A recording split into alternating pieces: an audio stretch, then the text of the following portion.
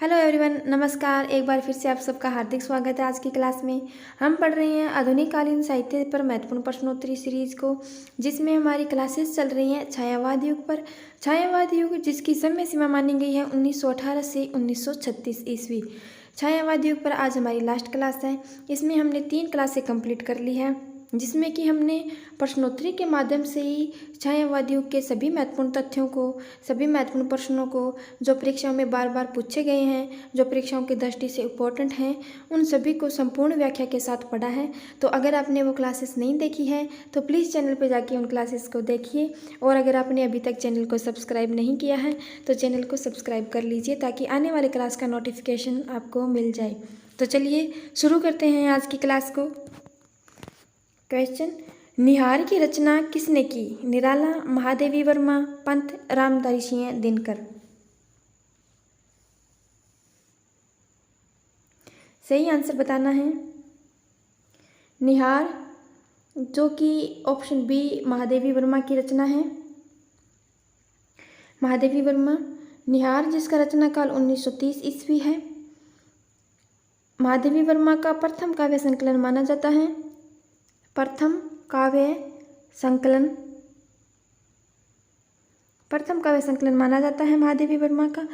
निहार की भूमिका किसने लिखी? यह प्रश्न बार बार परीक्षाओं में पूछा गया है कि इसकी भूमिका अयोध्या सिंह उपाध्याय हरियोद ने लिखी। याद रखना है। इसमें प्रेम और आध्यात्मिक विषयों से संबंधित कविताओं का संकलन किया गया है। किसमें? निहार में। किसकी रचना है? महादेवी वर्मा की रचना है। 1930 ईस्वी रचना काल है। प्रथम काव्य संकलन है महादेवी वर्मा का। और निहार की भूमिका किसने लिखी? अयोध्या सिंह उपाध्याय हरियोद ने। याद रखना है। नेक्स्ट, छायावाद के प्रमुख कवियों में किसमें गीतों की मधुर वेदना की मार्मिक अभिव्यक्ति अधिक है?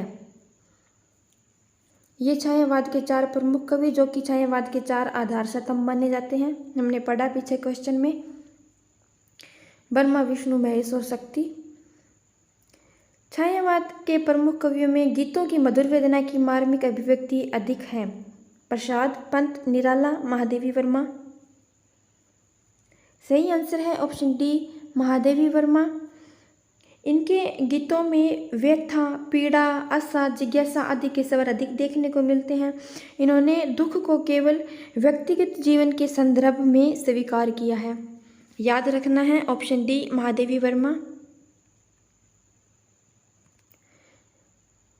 हिंदी काव्य की आधुनिक मीरा किसे कहा जाता है? सुभद्रा कुमारी चौहान, महादेवी वर्मा, कीर्ति चौधरी या इनमें से कोई नहीं? सही आंसर बताना है आधुनिक मीरा। सही आंसर है ऑप्शन बी महादेवी वर्मा, जिन्हें हिंदी काव्य की आधुनिक मीरा कहा जाता है। जैसा कहा जाता, अब पॉइंट इसमें यह है कि समर्पण का जैसा भाव मीरा में मिलता था, वैसा ही भाव महादेवी वर्मा की कविताओं में भी मिलता है। इसलिए इन्हें हिंदी काव्य की आधुनिक मीरा कहा जाता है। किसे कहा जाता है? महादेवी वर्मा को। निराला ने इन्हें क्या कहा है? हिंदी के विशाल मंदिर की सरस्वती। किसने कहा है? हिंदी के विशाल मंदिर की सरस्वती या वीणा किसने कहा? निराला ने। किसको कहा? महादेवी वर्मा को। क्वेश्चन याद रखना है कि निराला ने इन्हें हिंदी के विशाल मंदिर की सरस्वती कहा है। हिंदी काव्य की इन्हें आधुनिक मीरा कहा जाता है। किन्हें? महादेवी वर्मा को। नेक्स्ट, मैं नीर भरी दुख की बदली, यह कथन किसका है? यह कथन किसका है? महादेवी वर्मा, पंत, निराला, जयशंकर प्रसाद। आपको ये भी बताना है कि मैं नीर भरी दुख की बदली, ये पंक्तियां किससे है? किस रचना से ये पंक्तियां हैं? तो ये पंक्तियां हैं संध्या गीत की पंक्तियां हैं ये। संध्या गीत की पंक्तियां हैं। याद रखना है,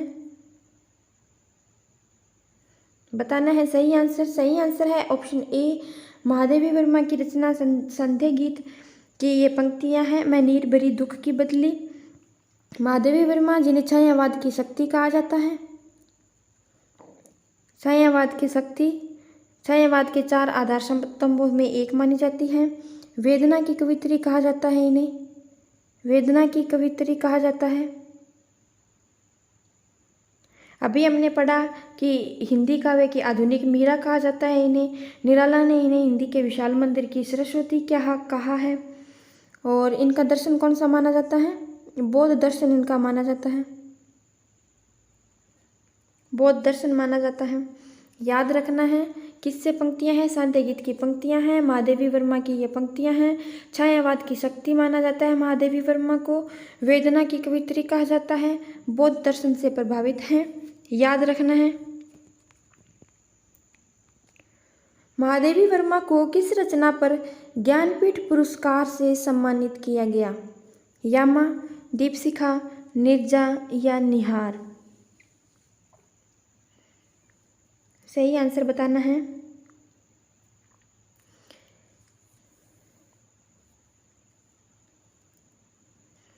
इनकी रचना ये निर्जा, इसी के इनको वेदना की कवित्री कहा जाता है क्योंकि इसमें वेदनापूर्ण गीत संकलित है। किसमें, निर्जा में। और इसी रचना के कारण इन्हें वेदना की कवित्री कहा जाता है।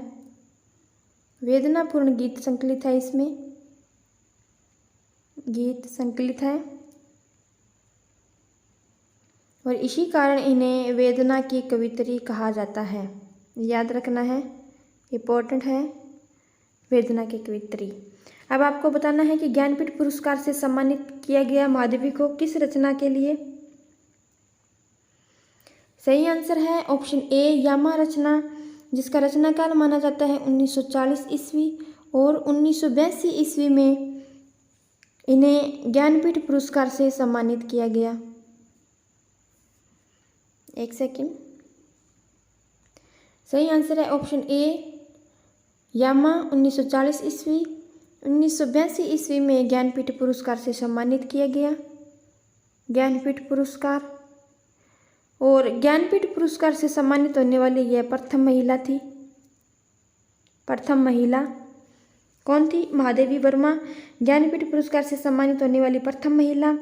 यामा में जो इनकी रचनाएं हैं, निहार, रसीम, निर्जा, संध्या गीत, ये सभी यामा में संकलित है। याद रखना है, यामा के लिए ज्ञानपीठ पुरस्कार से सम्मानित होने वाली महादेवी वर्मा प्रथम महिला है। यामा का रचना काल 1940 ईस्वी माना गया है। इनकी रचना निर्जा, जिसके कारण इन्हें वेदना की कवित्री कहा जाता है क्योंकि इसमें वेदनापूर्ण गीत संकलित है। याद रखना है। नेक्स्ट, रामचंद्र शुक्ल ने रहस्यवाद के मूल अर्थ में किस छायावादी कवि को सर्वाधिक प्रमुख माना। सर्वाधिक पूछा है रहस्यवाद के अर्थ में।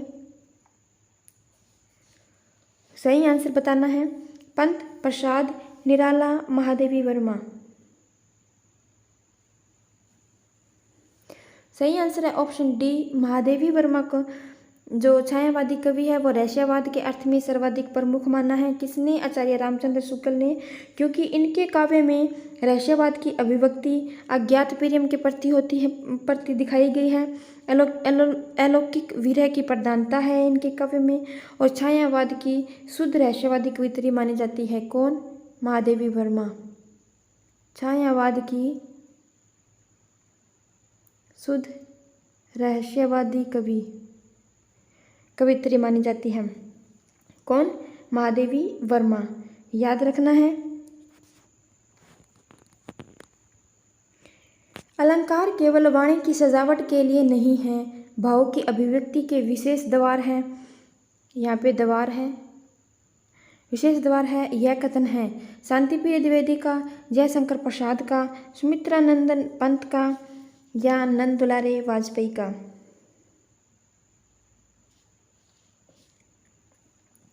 सही आंसर है ऑप्शन सी। सुमित्रानंदन पंत का यह कथन है कि अलंकार केवल वाणी की सजावट के लिए नहीं बल्कि भाव की अभिव्यक्ति के भी विशेष द्वार है। अनुप्रास इनका प्रिय अलंकार माना जाता है। किनका? पंत का। कौन सा अलंकार? अनुप्रास अलंकार इनका प्रिय अलंकार माना जाता है। और इन पंत ने अपनी भाषा को चित्र भाषा कहा है, याद रखना है। पंत ने अपनी भाषा को चित्र भाषा कहा है। नेक्स्ट, इनमें से कौन सी रचना महादेवी वर्मा की नहीं है? ध्यान देना है, नहीं पूछा है। शपथवर्णा, अग्निरेखा, संधिनी या रसकलश। शपथवर्णा जिसका रचना काल माना गया है 1960 ईस्वी। संधिनी जिसका रचना काल है 1964 ईस्वी, याद रखना है। अग्निरेखा जो कि महादेवी वर्मा की मृत्यु के बाद प्रकाशित हुई थी, कब? 1990 ईस्वी में। 1990 ईस्वी में जो कि महादेवी वर्मा की मृत्यु के बाद प्रकाशित हुई थी। कौन सी रेखा? अग्निरेखा, ठीक है, याद रखना है। संधिनी इनकी 1964 ईस्वी रचना काल है, जिसमें कि इन्हें समग्र अपना जो कृतित्व है, जो अपना रचनाएं की है, उनसे चुने हुए 65 गीतों का संकलन है। किसमें? संधिनी में। अपने समग्र कृतियों से चुने हुए 65 गीतों का संकलन है। किसमें? संधिनी में। अग्निरेखा जो कि उनकी मृत्यु के बाद प्रकाशित हुई थी, मृत्यु के बाद प्रकाशित 1990 में। सही आंसर है ऑप्शन डी, रसकलश, जो कि हरिवंश राय बच्चन की रचना है। हरिवंश राय बच्चन। शपथवर्णा, अग्निरेखा, संधिनी, ये तीनों महादेवी वर्मा की रचना है, याद रखना है। नेक्स्ट, प्रकाशन वर्ष के अनुसार रचनाओं का सही क्रम है। मधुशाला, मधुबाला, मधुकलश, निशा निमंत्रण। ये सारी चारों रचनाएं किसकी है? हरिवंश राय बच्चन की। ये चारों रचनाएं किसकी है? हरिवंश राय बच्चन की। हरिवंश राय बच्चन की ये रचनाएं हैं मधुशाला, मधुबाला, मधुकलश, निशा निमंत्रण। सही आंसर है ऑप्शन ए, मधुशाला 1935 ईस्वी, याद रखना है। मधुबाला 1936 ईस्वी, मधुकलश 1937 ईस्वी, निशा निमंत्रण 1938 ईस्वी। और सही आंसर है ऑप्शन ए, मधुशाला, मधुबाला, मधुकलश, निशा निमंत्रण, याद रखना है। नेक्स्ट, प्रबंध शिरोमणि की उपाधि किसे दी गई? प्रबंध शिरोमणि की उपाधि किसे दी गई? सही आंसर है ऑप्शन ए, हरिवंश राय बच्चन को प्रबंध शिरोमणि की उपाधि दी गई। ये हालावाद के जनक माने जाते हैं। हमने रीतिकाल में एक क्वेश्चन पढ़ा था कि कविराज शिरोमणि की उपाधि किसे दी गई, तो कविराज शिरोमणि की उपाधि दी गई थी पद्माकर को। और प्रबंध शिरोमणि की उपाधि किसे दी गई है? हरिवंश राय बच्चन को, याद रखना है, कंफ्यूज नहीं होना। हालावाद के जनक माने जाते हैं, प्रवर्तक माने जाते हैं कौन? हरिवंश राय बच्चन। हालावाद का समय माना जाता है 1933 से 1936 ईस्वी, याद रखना है। आत्मा अनुभूति के कवि माने जाते हैं कौन? हरिवंश राय बच्चन। आत्मा अनुभूति के कवि माने जाते हैं हरिवंश राय बच्चन, याद रखना है। हालावाद के जनक, आत्मा अनुभूति के कवि, प्रबंध शिरोमणि की उपाधि दी गई है हरिवंश राय बच्चन को, याद रखना है। नेक्स्ट, हरिवंश राय बच्चन की रचनाओं का सही क्रम है। निशा निमंत्रण, मिलन यामिनी, प्रणय पत्रिका, जाल समेटा। सही आंसर बताना है।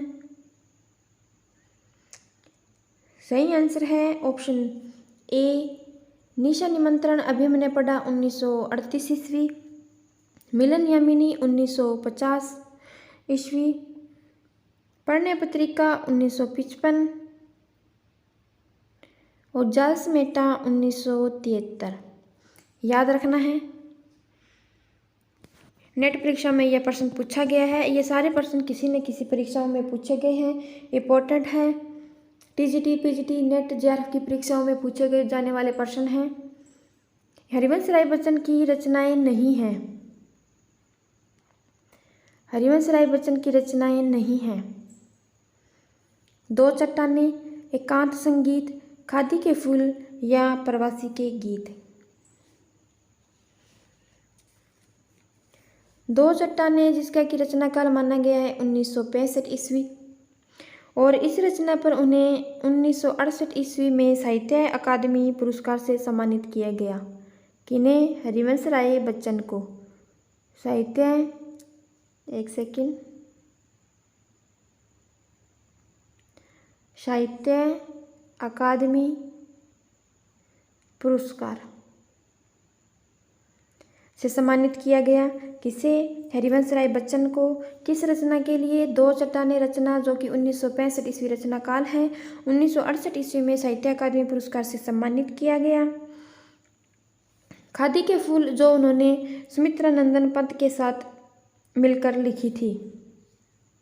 आपको पता ही होगा कि सुमित्रानंदन पंत के साथ मिलकर लिखी, पंत के साथ मिलकर लिखी। किसने? हरिवंश राय बच्चन ने। कौन सी रचना? खादी के फूल। सही आंसर है ऑप्शन डी, प्रवासी के गीत, जो कि हरिवंश राय बच्चन की रचना नहीं है। तो किसकी रचना है? रचना है नरेंद्र शर्मा की। नरेंद्र शर्मा की। रचना काल माना गया है इसका 1939 ईस्वी।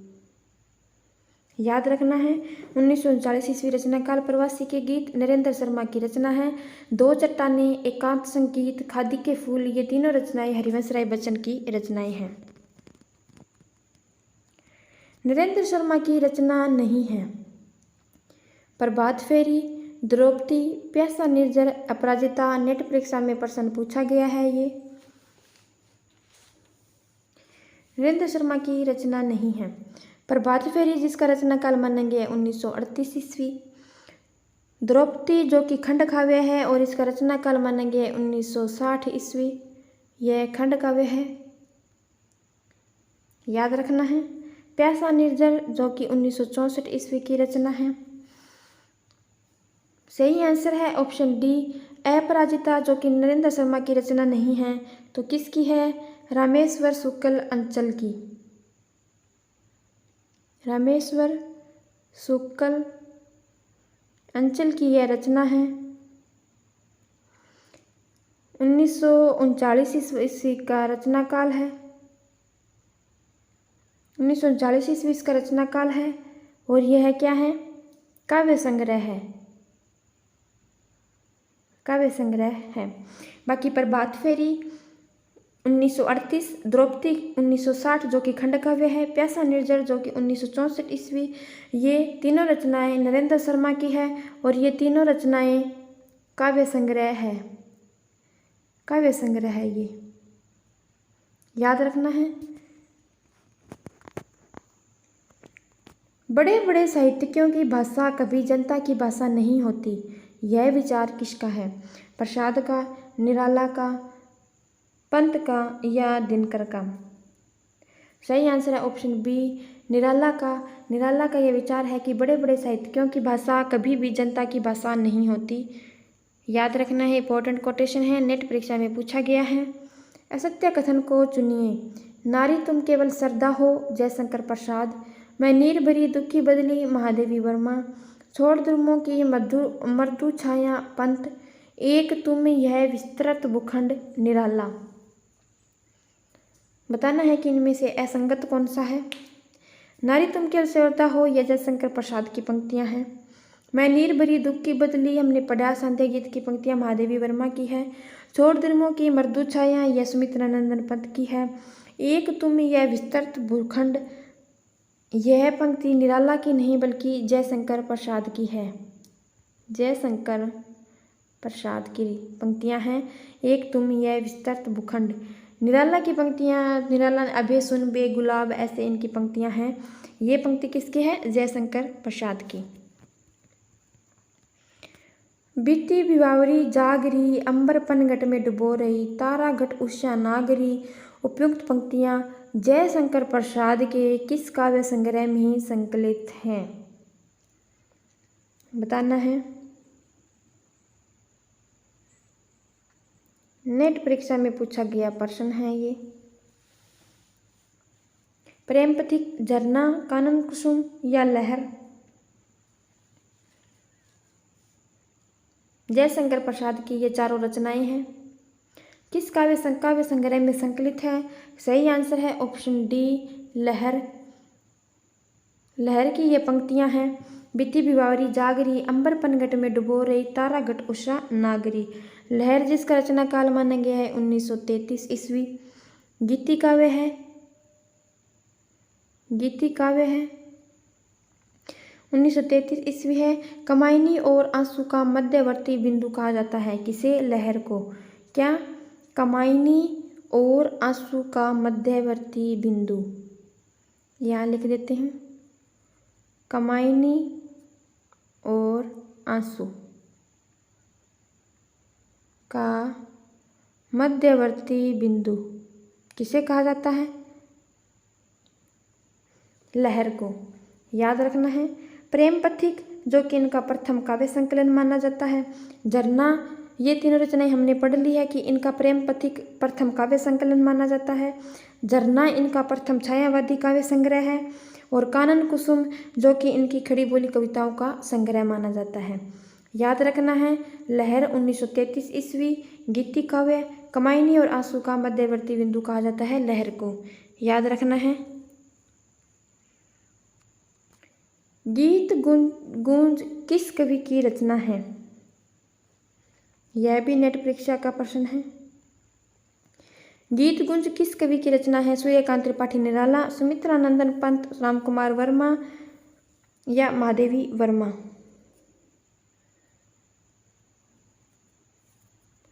गीत कुंज जिसका रचना काल माना गया है 1954 ईस्वी।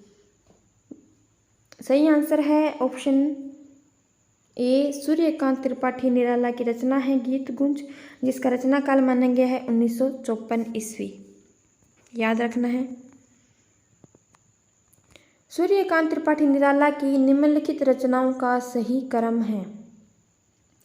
सही क्रम बताना है। गीतिका, अणिमा, अर्चना, आराधना। सही आंसर है ऑप्शन ए, गीतिका जो कि 1936 ईस्वी, अणिमा जो कि 1943 ईस्वी, अर्चना 1950 ईस्वी और आराधना 1953 ईस्वी। याद रखना है। सूर्यकांत त्रिपाठी निराला की ये चारों रचनाएं हैं। गीतिका, अणिमा, अर्चना और आराधना। गीतिका 1936, अणिमा 1943, अर्चना 1950 और आराधना 1953। नेट परीक्षा का यह प्रश्न पूछा गया है। इंपॉर्टेंट क्वेश्चन है, बार बार ऐसे प्रश्न परीक्षा में पूछे गए हैं। आपको देखना है, एनालाइज करना है कि किस प्रकार के प्रश्न परीक्षाओं में पूछे जा रहे हैं और इसी हिसाब से आपको अपनी प्रैक्टिस जारी रखनी है। निम्नलिखित रचनाओं का सही क्रम है। झरना, अनामिका, पल्लव, निहार।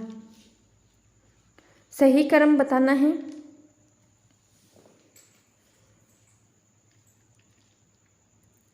झरना 1918 ईस्वी, अनामिका 1923,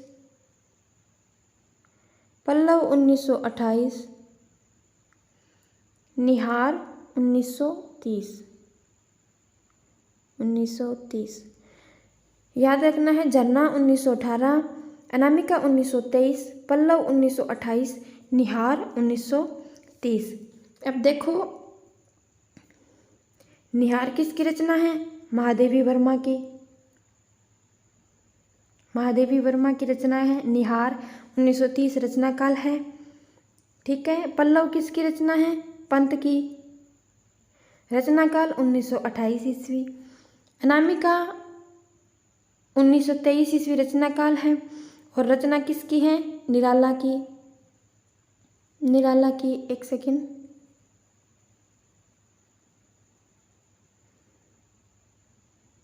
निराला की रचना है अनामिका। रचना काल 1923। झरना है जयशंकर प्रसाद की रचना। काव्य प्रथम छायावादी संग्रह माना जाता है जयशंकर प्रसाद का। याद रखना है, कंफ्यूज नहीं होना है। अनामिका, निराला, झरना, प्रसाद, पंत, पल्लव, निहार, महादेवी वर्मा की। असंगत चुनिए।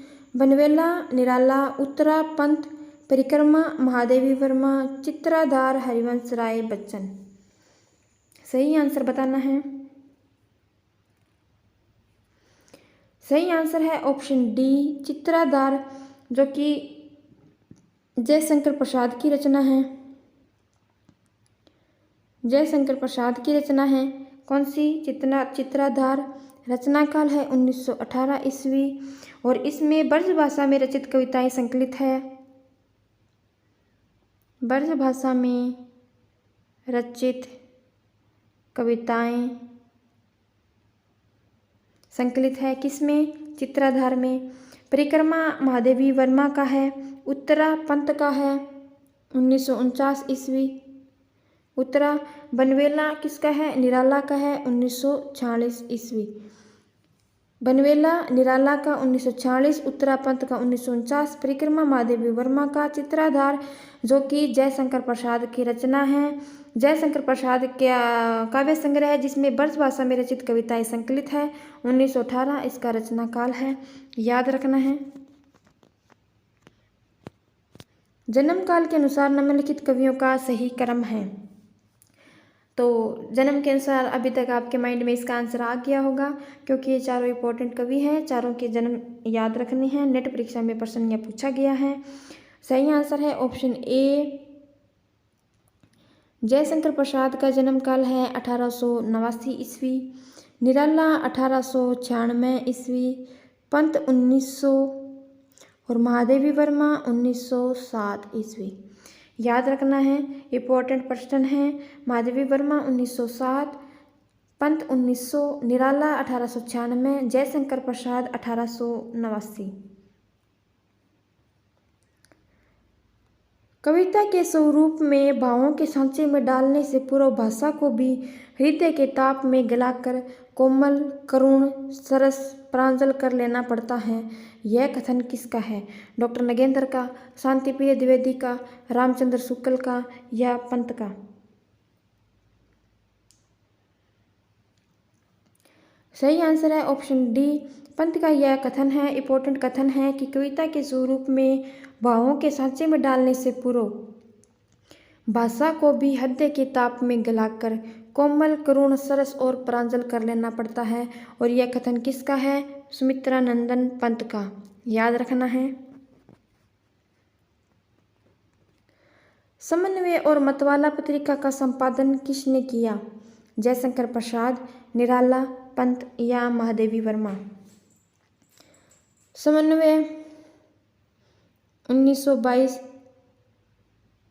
प्रकाशित हुआ था। मतवाला 1923 ईस्वी में प्रकाशन वर्ष है। किसका पत्रिका का संपादन किसने किया? सही आंसर है ऑप्शन बी, निराला की दोनों पत्रिकाएं हैं, समन्वय और मतवाला। समन्वय जिसका प्रकाशन वर्ष है 1922 ईस्वी, मतवाला का प्रकाशन वर्ष है 1923 ईस्वी। ये दोनों पत्रिकाएं कलकत्ता से प्रकाशित होती थी। कहाँ से? कलकत्ता से प्रकाशित होती थी। और निराला की जो कविता है, रचना है जूही की कली, 1923 ईस्वी में मतवाला पत्रिका में ही प्रकाशित हुई थी। कौन सी रचना? जूही की कली। याद रखना है। भारत की अतीत गरिमा का चित्रण करते हुए कवियों ने भारतीयों को जगाने के लिए उद्बोधन गीत भी लिखे हैं। निराला जी का उद्बोधन गीत कौन सा है? अणिमा, जूही की कली, जागो फिर एक बार, बांधो नाव इस ठाव बंधु।